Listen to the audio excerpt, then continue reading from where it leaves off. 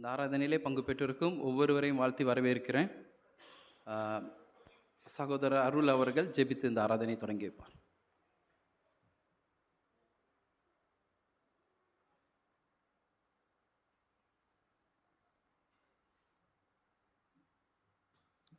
ஜெபிப்போம். இரக்கமுள்ள தகப்பனே, இந்த நல்ல சமயத்துக்காக உமக்கு ஸ்தோத்திரம். எவ்வளோ பேருக்கு இந்த ஸ்லாக்கியம் இல்லாததற்கு நீங்கள் எங்களுக்கு தந்ததுக்காக உங்களுக்கு நன்றி இயேசு சுவாமி. வந்திருக்கிறதான ஒவ்வொருத்தரையும் நினைக்கிறேன் ஆண்டவரே, வராதுங்களையும் அப்பா இந்த சமயத்தில் நினைக்கிறேன். இயேசுவின் நாமத்தினாலே ஒவ்வொருத்தரும் தக்க சமயத்தில் வந்து சேர வேண்டுமாக ஜெபிக்கிறேன். ரட்சகரே, இந்த நாளுக்குரிய ஆசீர்வாதத்தை எங்களுக்கு தாங்கப்பா. ரட்சகரே, நாங்கள் பாடுகிறதான பாடல்கள், வசனத்தில் இருக்கிறதான தியானம் ஒவ்வொன்றும் ஆண்டவரே கர்த்தாவே, எங்களுடைய வாழ்நாள் முழுவதும் அது எங்களுக்கு பிரயோஜனகரமாக இருக்க வேண்டுமாக ஜெபிக்கிறேன். ஞானத்தை தாங்கப்பா கர்த்தாவே, நீங்கள் கூட இருங்க. இந்த ஆராதனை வெற்றிகரமாக நீங்கள் வழிநடத்த வேண்டுமாக ஜெபிக்கிறேன். நமக்கு ஒருவருக்கே ஸ்தோத்திரம் உண்டாகட்டும் அப்பா. இயேசுவின் நாமத்தில் கேட்கிறேன் ஜீவனுள்ள நல்ல பிதாவே, ஆமென்.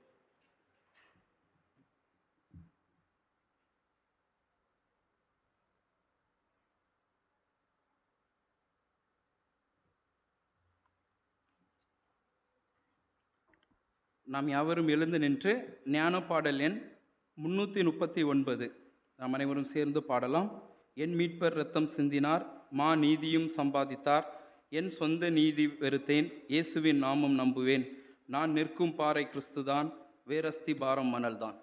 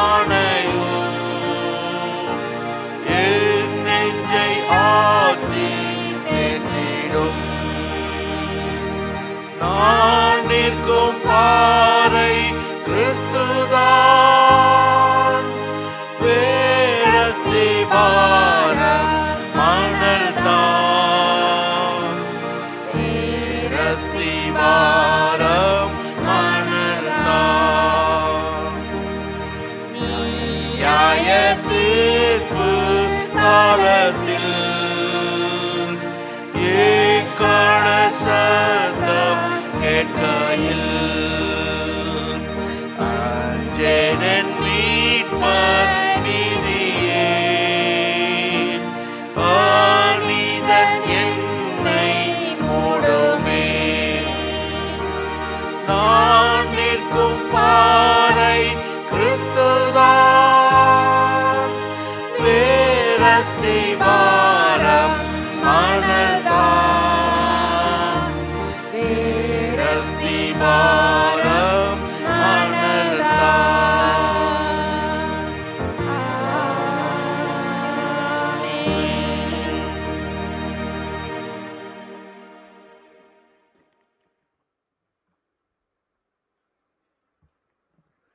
லெந்து கால ஆராதனை முறைமையை பின்பற்ற கடவோம். பக்கம் 1. சூரியன் உதிக்கும் திசை தொடங்கி அது அஸ்தமிக்கும் திசை மட்டும் கர்த்தருடைய நாமம் மகிமைப்படுவதாக, துதிக்கப்படுவதாக. கடவுள் ஒளியாயிருக்கிறார், அவரில் எவ்வளவேனும் இருள் இல்லை. அவர் ஒளியில் இருக்கிறது போல நாமும் ஒளியிலே நடந்தால் ஒருவரோடு ஒருவர் ஐக்கியப்பட்டிருப்போம். அவருடைய குமாரனாக இயேசு கிறிஸ்துவின் இரத்தம் சகல பாவங்களையும் நீக்கி நம்மை சுத்திகரிக்கும். நீங்கள் உங்கள் வஸ்திரங்களை அல்ல, உங்கள் இருதயங்களை கிழித்து உங்கள் தேவனாக கர்த்தரிடத்தில் திரும்புங்கள். அவர் இரக்கமும் மன உருக்கமும் நீடிய சாந்தமும் மிகுந்த கிருபையும் உள்ளவர். அவர் தீங்குக்கு மனஸ்தாபப்படுகிறவருமாய் இருக்கிறார். ஒருவன் என் பின்னே வர விரும்பினால் அவன் தன்னைத்தான் வெறுத்து தன் சிலுவையை எடுத்துக்கொண்டு என்னை பின்பற்ற கடவன். ஜெபம் செய்வோம் அனைவரும் சேர்ந்து.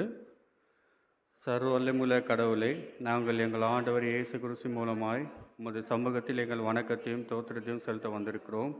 எங்கள் பாவங்களை உண்மையாக அறிக்கை செய்யவும் மற்றவர்களுக்காகவும் எங்களுக்காகவும் ஜெபிக்கவும் உதவி செய்தள்ளும். உமது அன்பின் மகத்துவத்தை அதிக உண்மையாய் அறிந்து கொள்ளவும் உமது கிருபையின் கனிகளை எங்கள் வாழ்க்கையில் காட்டவும் அருள் புரிய வேண்டும் என்று எங்கள் ஆண்டவர் இயேசு கிறிஸ்து மூலமாய் வேண்டிக் கொள்கிறோம். ஆமென். ஸ்தோத்திர ஜெபம். சபையார் அமரவும்.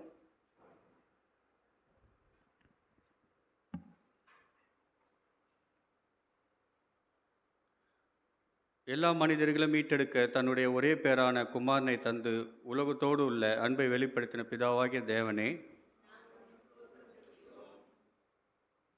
ஆதியிலே ஏதேனிலே சிறு சிருஷ்டவரோடும் சிறு சிருஷ்டத்தவைகளோடும் உள்ள முறிந்து போன உறவை இணைக்க திரு அவதாரம் எடுத்த குமாரனாம் தேவனே, கல்வாரி சிலுவையிலே எங்களுக்காக பலியாகி வாக்குத்தத்தம் செய்யப்பட்ட மீட்புக்காகவும் நித்திய இரட்சிப்புக்காகவும்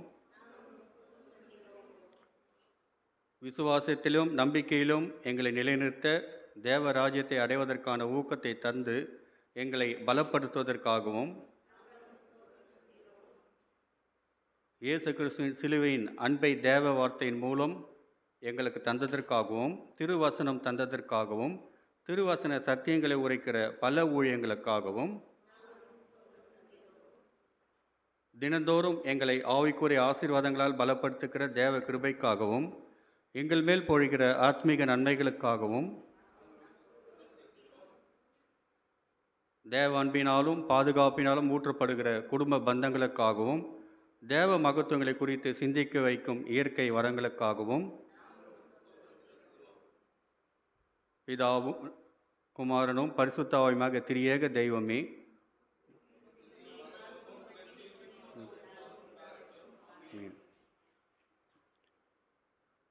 பாவரிக்க சங்கீதமாக சங்கீதம் 51 1 12 வரை அனைவரும் சேர்ந்து வாசிப்போம்.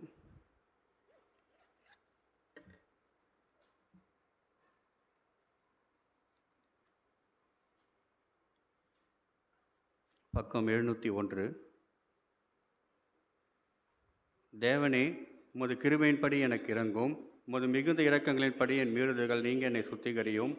என் அக்கிரமம் நீங்க என்னை முற்றிலும் கழுவி என் பாவமறை என்னை சுத்திகரியும். என் மீறுதல்களை நான் அறிந்திருக்கிறேன். என் பாவம் எப்பொழுதும் எனக்கு முன்பாக நிற்கிறது. தேவரீர் ஒருவருக்கே விரோதமாக நான் பாவம் செய்து உமது கண்களுக்கு முன்பாக பொல்லாங்கானதை நடப்பித்தேன். நீர் பேசும்போது உம்முடைய நீதி விளங்கவும் நீர் நியாயம் தீர்க்கும் போது உம்முடைய பரிசுத்தம் விளங்கவும் இதை அறிக்கையிடுகிறேன். இதோ நான் துர்குணத்தில் உருவானேன். என் தாய் என்னை பாவத்தினால் கர்ப்பம் தரித்தால். இதோ உள்ளத்தில் உண்மையாயிருக்க விரும்புகிறீர். அந்த காரணத்தில் ஞானத்தை எனக்கு தெரியப்படுத்துவீர். நீர் என்னை ஈசோப்பினால் சுத்திகரியும், அப்பொழுது நான் சுத்தமாவேன். என்னை கழுவி அருளும், அப்பொழுது நான் உறைந்த மழையிலும் வெண்மையாவேன். நான் சந்தோஷமும் மகிழ்ச்சியும் கேட்கும்படி செய்யும், அப்பொழுது நீ நொறுக்கின எலும்புகள் களி கூறும். என் பாவங்களை பாராதபடிக்கு நீர் உமது முகத்தை மறைத்து என் அக்கிரமங்களெல்லாம் நீக்கி அருளும். தேவனே, சுத்திரத்தை நிலை சிருஷ்டியும், நிலைவரவான ஆவியை என் உலகத்திலே புதுப்பியும். உமது சமூகத்தை விட்டு என்னை தள்ளாமலும் உமது பரிசுத்த ஆவியை என்னிடத்தில் எடுத்துக்கொள்ளாமலும் இரும்.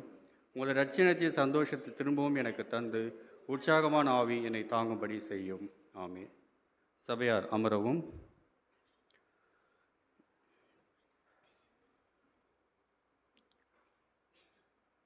இரக்கமுள்ள ஆண்டவரே, உம்மிடத்தில் விசுவாசமாய் இருக்கிற ஜனமாகிய நாங்கள் சகல பாவங்களும் அது சுத்திகரிக்கப்படுவதற்கும் அமைதலான மனத்தோடு உமக்கு ஊழியம் செய்வதற்கும் எங்களுக்கு பாவ மன்னிப்பையும் சமாதானத்தை மருளி செய்ய வேண்டும் என்று எங்கள் கர்த்தராக இயேசு கிறிஸ்து மூலமாய் வேண்டிக் கொள்கிறோம். ஆமேன். இன்றைய நாட்களுக்கான வேத பாடங்கள் வாசிக்க கேட்போம்.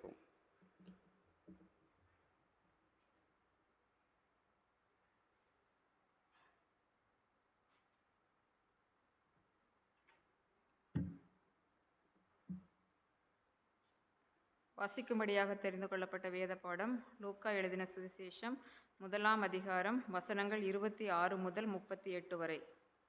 லூக்கா 1ஆம் அதிகாரம் வசனங்கள் 26 முதல் 38 வரை. 6ஆம் மாதத்திலே காபிரியேல் என்னும் தூதன் கலிலேயாவிலுள்ள நாசரேத் என்னும் ஊரில் தாவீதின் வம்சத்தனாகிய யோசேப்பு என்கிற நாமமுள்ள புருஷனுக்கு நியமிக்கப்பட்டிருந்த ஒரு கன்னிகையினிடத்திற்கு தேவனாலே அனுப்பப்பட்டான். அந்த கன்னிகையின் பேர் மரியாள். அவள் இருந்த வீட்டில் தேவதூதன் பிரவேசித்து, கிருபை பெற்றவளே வாழ்க, கர்த்தர் உன்னுடனே இருக்கிறார், ஸ்திரீகளுக்குள்ளே நீ ஆசீர்வதிக்கப்பட்டவள் என்றான். அவளோ அவனை கண்டு அவன் வார்த்தையினால் கலங்கி இந்த வாழ்த்துதல் எப்படிப்பட்டதோ என்று சிந்தித்து கொண்டிருந்தாள். தேவதூதன் அவளை நோக்கி, மரியாளே, பயப்படாதே, நீ தேவனிடத்தில் கிருபை பெற்றாய்.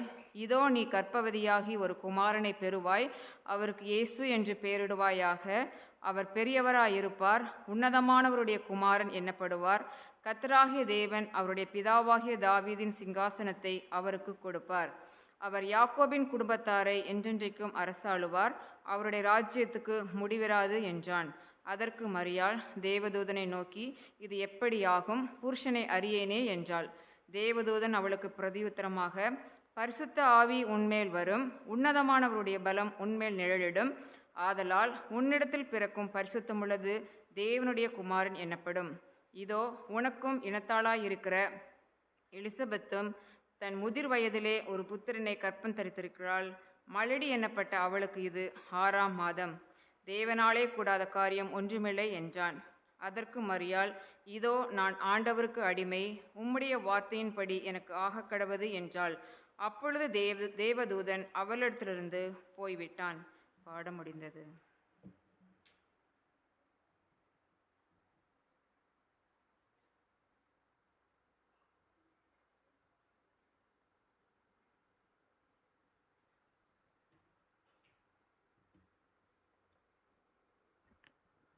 அனைவரும் எழுந்து நின்று கிறிஸ்து சபை கீர்த்தனையில் 163வது பாடலை சேர்ந்து பாடுவோம்.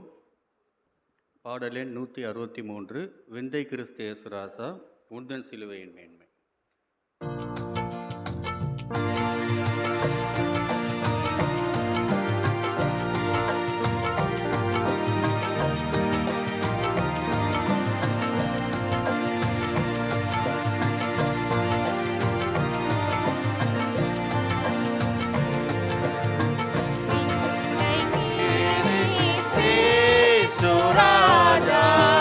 உந்தன் சிலுவையின் மேன்மை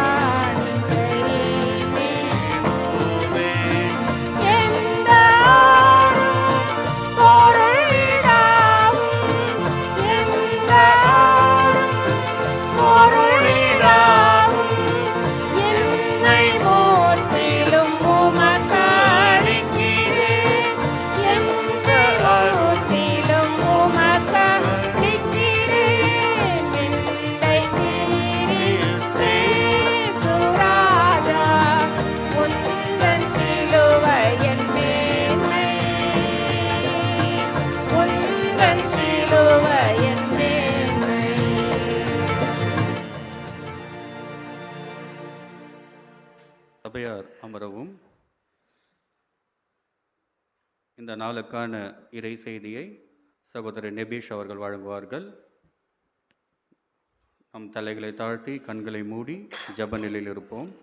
சகோதரர் நெபீஷ் அவர்கள் கர்த்தருடைய வார்த்தையை நம்மிடம் பகிர்ந்து கொள்வார்கள்.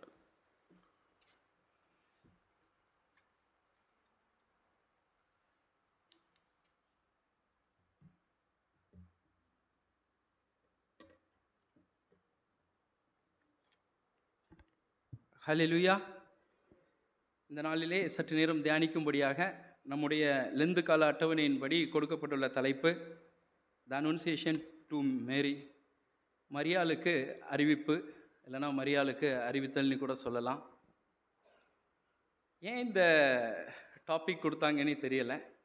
இந்த டாப்பிக்கை பார்த்ததும் லெந்து காலமாக இருக்கிறதுனால ஒருவேளை இயேசு சிலுவையில் அறையப்பட்டதை குறித்தும் மரியாளுக்கு முன்னமே தெரிஞ்சிருக்குமோ, மரியாளுக்கு முன்னமே சொல்லியிருப்பாங்களோ, மரியாளுக்கு முன்னமே தேவதூதர்கள் யாராச்சும் போய் இதை அறிவிச்சிருப்பாங்களோ அப்படின்னு சொல்லி தேடினேன். ஏதாச்சும் ஒரு வசனம் கிடச்சிருந்தா அதை பிடிச்சி அப்படியே போயிருப்பேன். பட்டு அந்த மாதிரியான ஒரு காரியமே நடக்கலை. பட் இயேசுவின் பிறப்பை குறித்து தான் அறிவிக்கப்பட்டிருந்துச்சு. தேவதூதனாகிய கேப்ரியல் போய் சொல்லியிருந்தார். நம்ம எல்லாருக்குமே தெரிஞ்ச காரியம்தான். பட் ஏன் அந்த இயேசுவின் பிறப்பை குறித்து கேப்ரியல் மரியாள் இடத்துல பேசினதை இந்த நாளில் நம்ம தியானிக்க போகிறோங்கிறது தெரியலை. கண்களை மூடி அவரிடத்திலே கேட்கலாம். நல்ல தகப்பனே, அப்பா, இந்த நாளுக்காக நன்றி செலுத்துகிறோம். ஆண்டவரே, இந்த நாளிலே அப்பா, உம்முடைய தாயாகிய மரியாளிடத்தில் உம்முடைய தூதன் உம்முடைய பிறப்பை குறித்து அறிவித்த காரியத்தை குறித்து நாங்கள் இந்த நாளிலே தியானிக்க உள்ளோம். ஆண்டவரே, நீர் எங்களை வழிநடத்தும்படியாக செபிக்கிறோம். ஆவியானவர் எங்களோடு கூட இருக்கும்படியாக செபிக்கிறோம். புதிய காரியத்தை இந்த நாளிலே எங்களுக்கு கற்றுத்தாருங்க, வெளிப்படுத்துங்க. வந்திருக்கின்ற ஒவ்வொருவரோடும் பேசுங்க. அடியேனை உம்முடைய கரத்திலே தருகிறேன், பயன்படுத்துங்க. இயேசுவின் நாமத்தில் ஜெபிக்கிறேன் பிதாவே, ஆமேன். ஹல்லேலூயா. நம்ம எல்லாருக்குமே தெரிஞ்சது தான், தேவதூதனாகிய கேப்ரியல் போய் யோசேப்புக்கு நியமிக்கப்பட்டிருந்த மரியாள் இடத்துல போய் முதலாவது என்ன சொல்கிறாரு அப்படின்னு பார்த்தோன்னா, வாசித்த வேத பகுதியில் முதலாவது போய் வாழ்த்து சொல்கிறாரு. என்ன வாழ்த்து சொல்கிறாருன்னு வாசிக்கலாமே. லூக்கா 1வது அதிகாரம் 28வது வசனம்.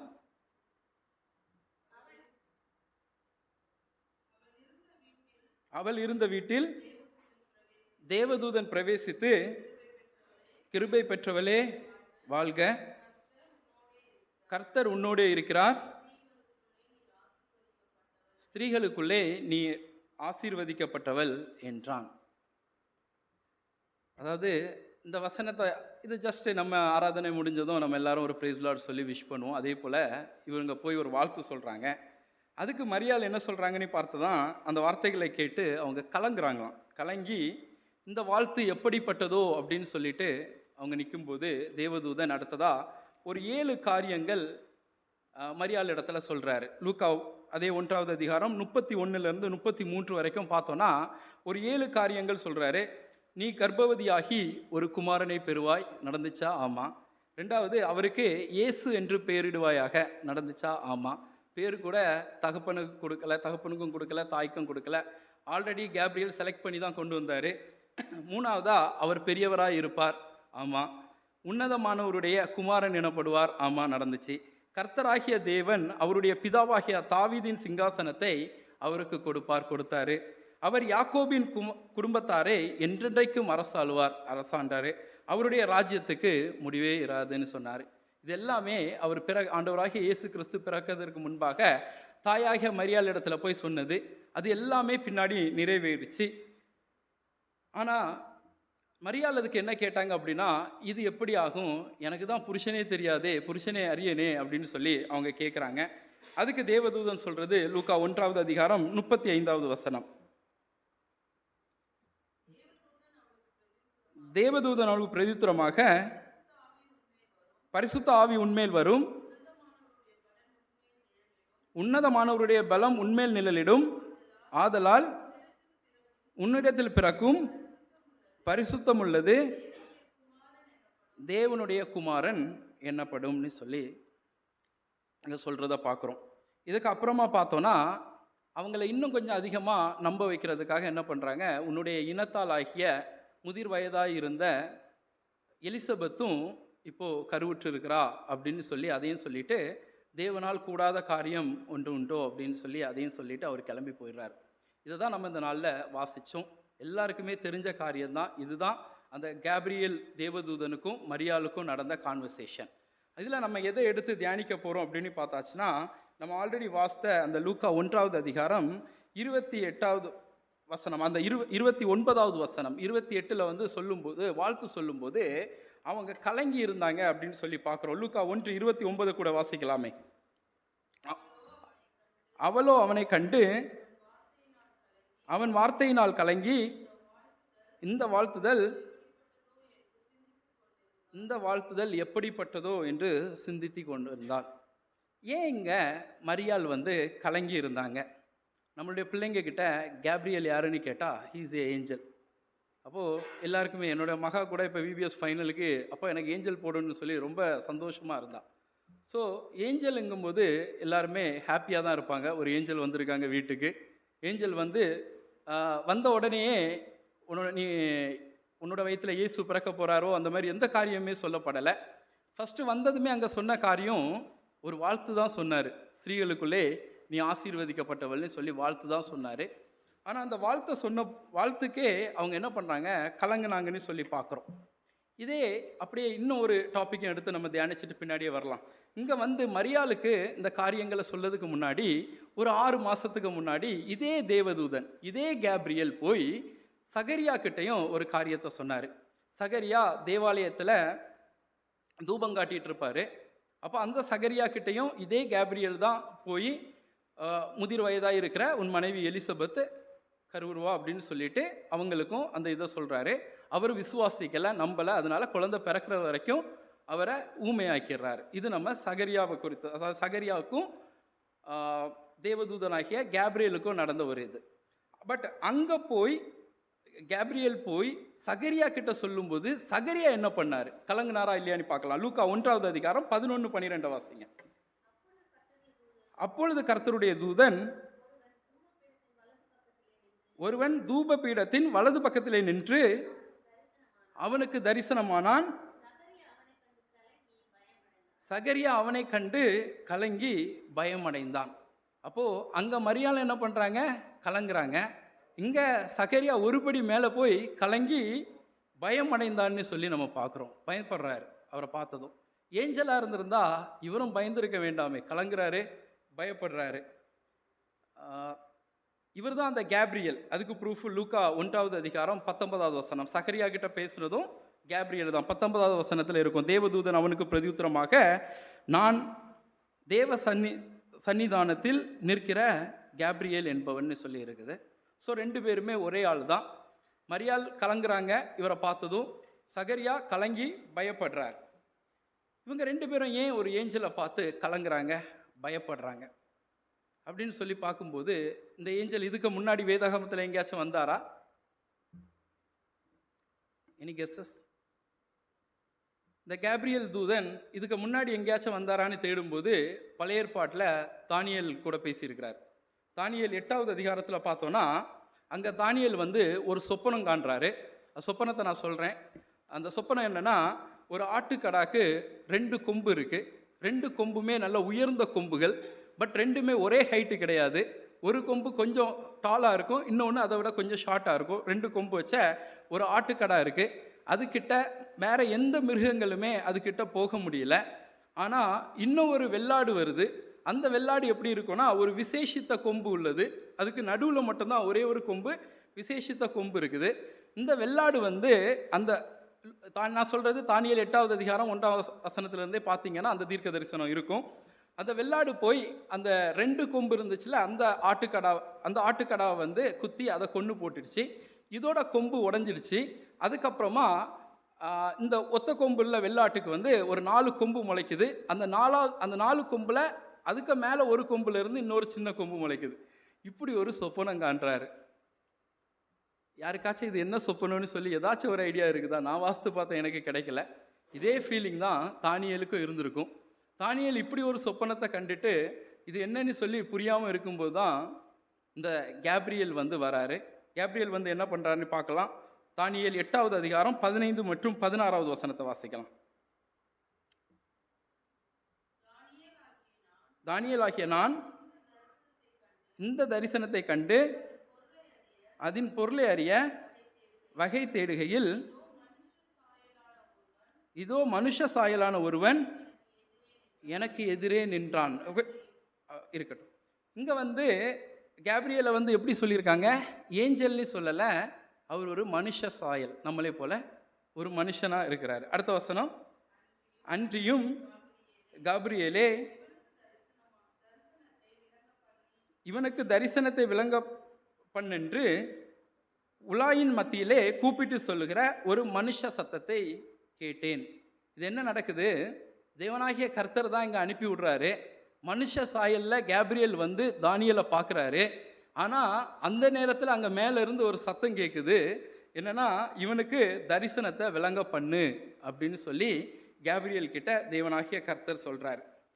அங்கே மரியாள் கிட்டையும் சகரியா கிட்டையும் போய் அவர் சொன்னது என்னன்னா, பிள்ளைகளோட பிறப்பை குறித்து தீர்க்க தரிசனம் சொன்னார் கேப்ரியல்.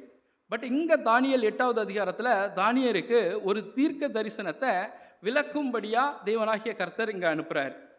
அதே இது இன்னொரு காரியம் அங்கே பார்த்தோன்னா, சகரியாவும் மரியாளும் வந்து அங்கே கலங்கி கலங்கினாங்க. சகரியா வந்து ஒருபடி மேலே போய் பயந்து நின்னார். இங்கே என்ன நடக்குதுன்னு பார்க்கலாம். தானியேல் 8வது அதிகாரம் 18வது வசனம்.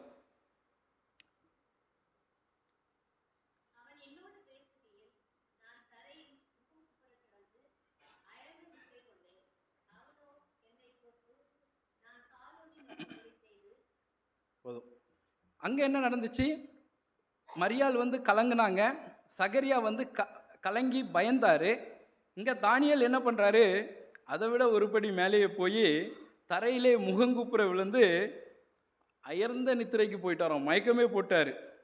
அதுக்கப்புறமா வந்த கேப்ரியல் தான் தானியேலை வந்து அங்கே தொட்டு தூக்கி விடுறதா சொல்லி நம்ம பார்க்குறோம். ஒரு மனுஷன்தான் வந்தார், மனுஷ சாயலாக தான் இருந்தார்.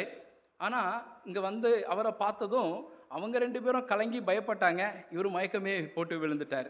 அப்படியே தானியேலை வந்து இந்த ஒரு வாட்டி மட்டும், இந்த ஒரு டைம் மாத்திரம் கேப்ரியல் பார்க்கல. மொத்தம் 3 டைம் மீட் பண்ணியிருக்கிறாரு. 2வது எதுக்கு மீட் பண்ணாருன்னு சொல்லி பார்க்கல. இப்போ ஃபஸ்ட்டு மீட் பண்ணது வந்து தீர்க்க தரிசனத்தை விளக்கும்படியாக வந்து பார்த்தாரு. 2வது எதுக்கு பார்த்தாருன்னு சொல்லி பார்க்கும்போது, தானியேல் 9வது அதிகாரத்தில் பார்க்கும்போது, தானியேல் உபவாசித்து ஜெபம் பண்ணிட்டு இருந்தான். எல்லாத்தையும் வாசிக்க டைம் இருக்காது, அந்த அதிகாரத்தில் பார்த்தீங்கன்னா நான் சொல்கிறது இருக்கும். தானியேல் வந்து உபவாசித்து ஜெபம் பண்ணிட்டு இருந்தான். அப்போது எதுக்காக எல்லாம் ஜெபம் பண்ணுறான் அப்படின்னு சொல்லி பார்ப்போன்னா ஒரு வசனம் வாசிக்கலாம். தானியேல் 9வது அதிகாரம் 20வது வசனம்.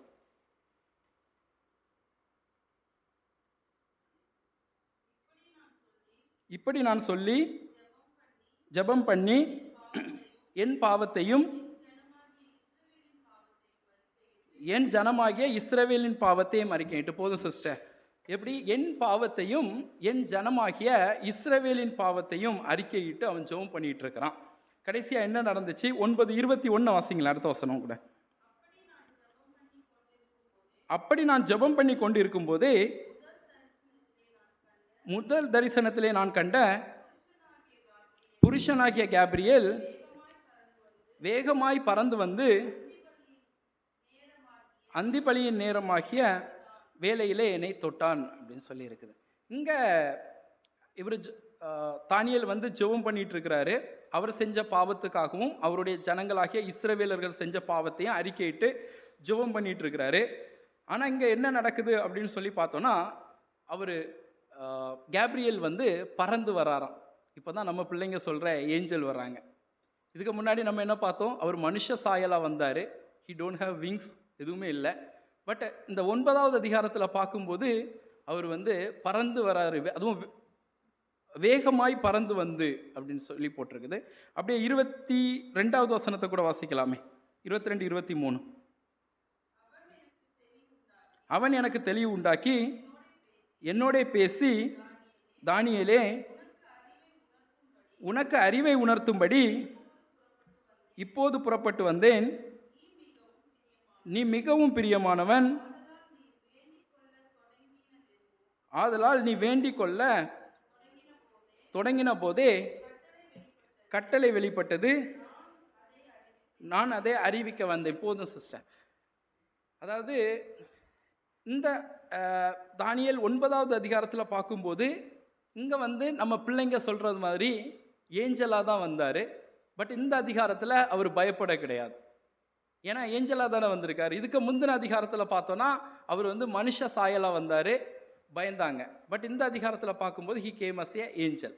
அதே இது அதுக்கு அடுத்த அதிகாரத்துலேயும் அவர் வராரு. 10வது அதிகாரத்தில் எதுக்கு வராரு அப்படின்னு சொல்லி பார்த்தோன்னா, தானியேல் ஒரு 3 வாரம் உபவாசம் இருக்கிறாரு. அப்போது அவர் உபவாசம் இருக்கும்போது அங்கே ஒரு மனுஷன், ஒரு புருஷன் வராரு. அவர் என்ன ட்ரெஸ் போட்டிருக்காரு அப்படின்னு சொல்லி பார்த்தோன்னா, சணல் வஸ்திரம். தானியேல் 10வது அதிகாரம் 5வது வசனத்தில் இருக்குது அவரோட ட்ரெஸ் பற்றி. சணல் வஸ்திரம் போட்டிருக்கிறாரு, அறையில் தங்க கச்சைகளை கட்டியிருக்கிறாரு. அப்படியே 6வது வசனம் பார்க்கும்போது அவருடைய சரீரம் பாடி ஃபுல்லாகவே படிக பச்சை போலவும், அதாவது பச்சை க்ரீனிஷாக இருக்குது. முகம் வந்து மின்னலின் பிரகாசத்தை போல இருக்குது. கண்கள் வந்து எரிகிற தீபங்களை போலவும் இருக்குது. புயங்களும் கால்களும் வந்து துவக்கப்பட்ட வெண்கலத்தை போல இருக்குது. வார்த்தையின் சத்தம் ஜனக்கூட்டத்தின் ஆரவாரத்தை போல இருக்குதாம்.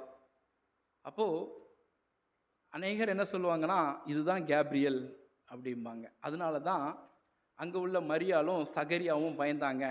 ஏன்னா முகம் வந்து மின்னலின் பிரகாசத்தை போல இருக்குது, கண் வந்து எரிகிற அக்கினியை போல இருக்குது, தீபங்களை போல இருக்குது அப்படின்னு சொல்லியிருக்காங்க. அப்போது இதுதான் கேப்ரியல். அதனால தான் இந்த கேப்ரியல், அதனால தான் அங்கே வந்து சகரியாவும் மரியாளும் வந்து கலங்குறாங்க, பயப்படுறாங்க அப்படின்னு சொல்லி. ஆனால் அப்படி பார்த்தோன்னா அப்படி கிடையாது. ஏன்னா வெளிப்படுத்தின விசேஷம் 1வது அதிகாரத்தில் அந்த 13வது வசனம் முதல் 15வது வசனம் வரை பார்க்கும்போது அந்த 7 குத்து விளக்குகள் நடுவில் யோவான் வந்து அங்கே மனுஷகுமாரனை பார்ப்பாரு. அப்போ மனுஷகுமாரன் தான் இப்படி இருப்பாருன்னு சொல்லி மனுஷகுமாரன் இப்படி தான் யோவானுக்கு வெளிப்படுத்தின விசேஷத்தில் வெளிப்படுத்தப்பட்டார். இதே சொல்லியிருப்பார், சரீரம் எப்படி இருக்கும், மனுஷகுமாரனின் முகம் எப்படி இருக்கும், மனுஷகுமாரனின் கண்கள் எப்படி இருக்கும், மனுஷகுமாரின் கால்கள் எப்படி இருக்கும், அவருடைய வார்த்தையின் சத்தம் ஜனக்கூட்டத்தின் ஆரவாரம் போல இருக்கும்னு சொல்லி இதே யோவான் அங்கே சொல்லியிருப்பார். அப்படியே தானியேல் 10வது அதிகாரம் 12வது வசனத்தை கூட வாசிக்கலாமே.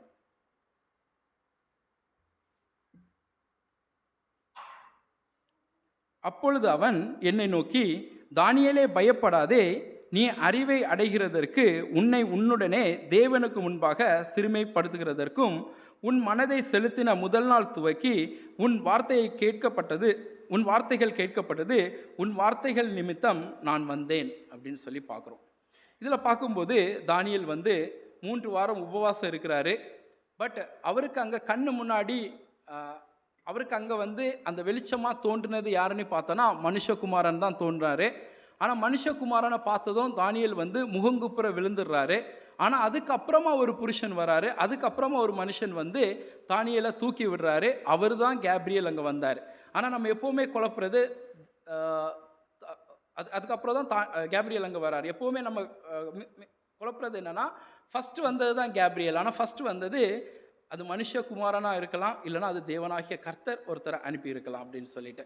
இந்த நாளிலே நம்ம வந்து பார்த்த மரியாளை குறித்தும் பார்த்தோம், சகரியாவை குறித்தும் பார்த்தோம், தானியேலை குறித்தும் பார்த்தோம். இந்த 3 பேருமே ஒவ்வொரு விதமாக ரியாக்ட் பண்ணாங்க இந்த கேப்ரியல், தேவதூதனாகிய கேப்ரியலை பார்க்கும்போது. ஏன் 3 பேரும் ஒவ்வொரு விதமாக ரியாக்ட் பண்ணாங்கன்னா, 3 பேருக்கும் ஒரு வித்தியாசமான முறைகளில் அவர் வந்து வெளிப்பட்டிருக்கலாம். ஒருத்தருக்கு மனுஷகுமாரனாயும் ஒருத்தருக்கு வந்து ஏஞ்சல் போலையும் வித்தியாசமாக வந்திருக்கலாம். ஆனால் 3 பேருக்கும் ஒரே ஒற்றுமை இருக்குது. அது என்னன்னு சொல்லி பார்த்தோன்னா ஒரு 3 வசனம் மட்டும் வாசிக்கலாம். லூக்கா 1வது அதிகாரம் 30வது வசனம்.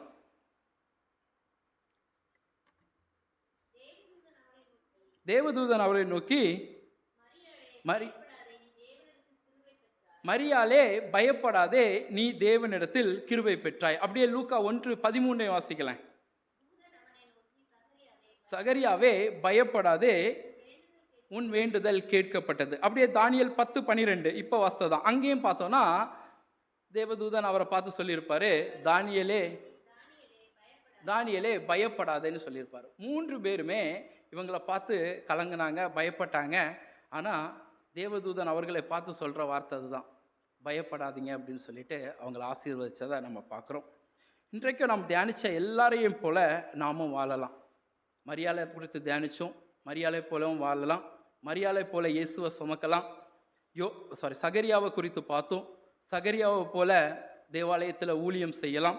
3வதாக தானியேலை குறித்து பார்த்தோம், தானியேலை போல ஜெபிக்கலாம். தீர்க்க தரிசனம் பெறலாம். இதெல்லாம் ஓகே. ஆனால் மரியாதை போல் எப்படி இயேசுவை சுமக்கலாம் அப்படின்னு சொல்லி ஒரு கேள்வி இருந்துச்சுன்னா வேறு எதுவுமே பண்ண வேண்டாம். இந்த வசனத்தை, இந்த வேதாகமத்தை, வசனத்தின் வார்த்தைகளை நமக்குள்ளே சுமப்போமானா அது கிட்டத்தட்ட இல்லை, உண்மையாகவே இயேசுவை நம்மோடு சுமக்கிற மாதிரி தான். கேட்ட சத்தியத்தின்படி நாம் அனைவரும் இயேசுவை நமக்குள்ளே சுமப்போம், மரியாதை போல வாழ்வோம், இயேசுவை போல வாழ்வோம். ஆண்டவர் தாமே இந்த சத்தியத்தை ஆசீர்வதிப்பாராக. ஆமென்.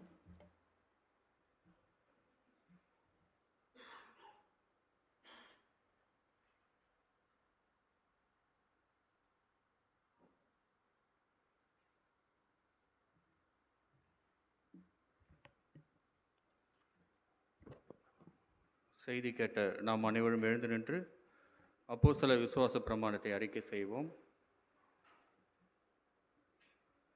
வானத்தையும் பூமியும் படைத்த சர்வவல்லமையுள்ள பிதாவாகிய தேவனை விசுவாசிக்கிறேன்.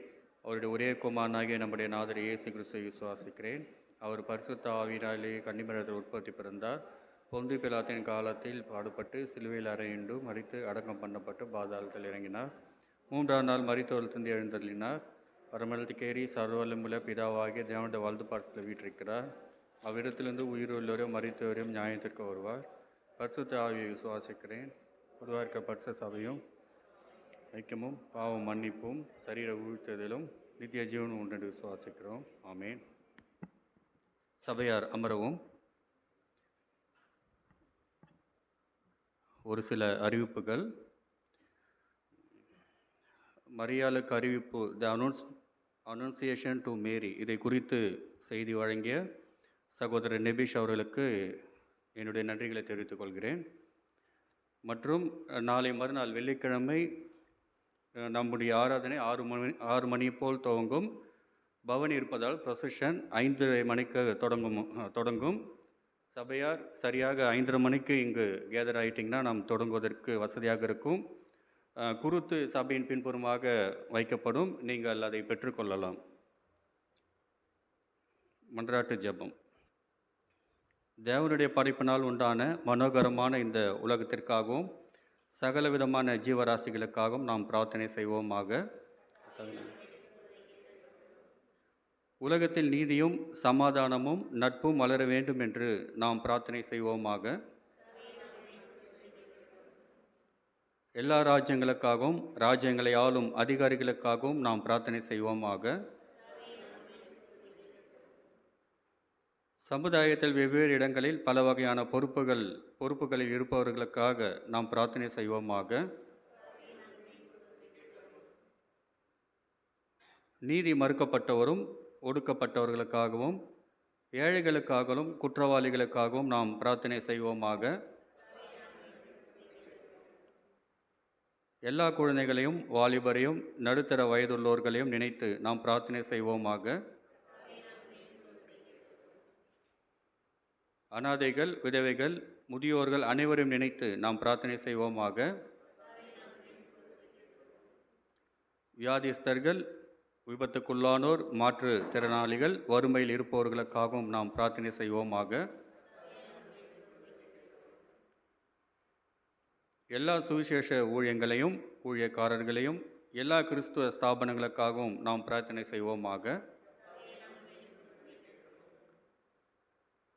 எல்லா கிறிஸ்துவ திருச்சபைகளையும் நம்முடைய திருச்சபையும் சபையின் எல்லா அங்கங்களையும் மூப்பர்களையும் ஊழியங்களையும் எல்லா குடும்பங்களையும் நினைத்து நாம் பிரார்த்தனை செய்வோமாக. முடிவு ஜெபம். சபையார் எழுந்து நிற்கவும்.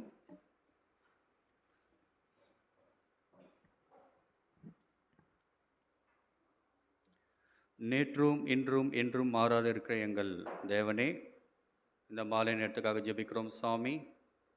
ஆண்டவரே, பாவிகளை ரட்சிக்க நீர் உலகத்தில் வந்தீர், எங்களுக்காக மரித்தீர், 3ஆம் நாள் நீர் உயிர்த்தெழுந்தீர் சாமி. உமக்கு ஸ்தோத்திரம் ஆண்டவரே. இங்கு ஆண்டவரே, நாங்கள் இந்த லெந்து கால ஆராதனையில் சாமி எங்களை நாங்கள் புதுப்பித்து கொள்ளவும், எங்களுடைய ஆவிக்குரிய ஜீவியத்தில் ஆண்டவரே நாங்கள் ஆண்டவரே உமக்கென்று வாழவும் சாமி எங்களுக்கு கிருபை செய்தருளும் சாமி. ஆண்டவரே, செய்து கொடுத்த மகனுக்காக ஜெபிக்கிறோம், சபைக்கு வந்த மக்களுக்காகவும் ஜெபிக்கிறோம் சாமி. நீர் ஆசீர்வதித்தருளும் ஆண்டவரே. மற்றும் கர்த்தாவே, உடல் சுகவீனமாக இருப்பவர்களுக்காகவும் ஜெபிக்கிறோம், சபையில் படிக்கக்கூடிய பிள்ளைகளுக்காகவும் ஜெபிக்கிறோம் சாமி. பிள்ளைகளுக்கு வேண்டிய நல்ல ஒரு படிப்பின் ஞானத்தை தாரும். ஆண்டவரே, சுகவீனமாக இருக்கிறவர்களுக்கு நல்ல ஒரு உடல் ஆரோக்கியத்தை நீர் தந்தள்ளும் சாமி. உமக்கு சித்தமானால் சாமி, நாளை மறுநாள் இங்கு வந்து நாங்கள் உம்மை துதிக்கத்தக்கதாகவும் நிகழக்கூடிய ஒவ்வொரு நிகழ்வுகளிலும் சாமி, உம்முடைய கிருபை தாமே எங்களோடு கூட இருக்கட்டும். நீர் எங்கள் மத்தியில் வந்து அசைவாடுவதற்காக நன்றி சாமி. நன்றி ஆண்டவரே. துதி, கனம், மகிமை யாவும் உமக்கே. இயேசு கிறிஸ்துவின் ஜெபிக்கிறோம் எங்கள் ஜீவனுள்ள பிதாவே. ஆமேன். பரமனிலுக்கு எங்கள் பிதாவே, நீர் அமர்ப்படுவதாக, உடைய ராஜ்யம் வருவதாக, உடைய சித்தம் பரமனில் செய்யப்படும் போல பூமியிலும் செய்யப்படுவதாக. அன்றென்றுள்ள அப்பத்தை எங்களுக்கு என்று தாரும். எங்களுக்கு விரோதமாய் குற்றம் செயல்களை நாங்கள் மன்னிக்கிறது போல எங்கள் குற்றங்களுக்கு மன்னியும். எங்களை சோதனைக்கு பண்ணாமல் தீமையில் ரட்சித்துக் கொள்ளும். ராஜ்யமும் வல்லமையும் மகிமை என்றடிக்கும் முடிவுகளே. ஆமேன். என் ஆத்மாவே கர்த்தரே ஸ்தோத்திரி, என் முழுமை பரிசுநாமத்தை ஸ்தோத்திரி. என் ஆத்மாவே கர்த்தரே ஸ்தோத்திரி, கர்த்தர் சகல பாவங்களையும் மறவாது. ஆமேன்.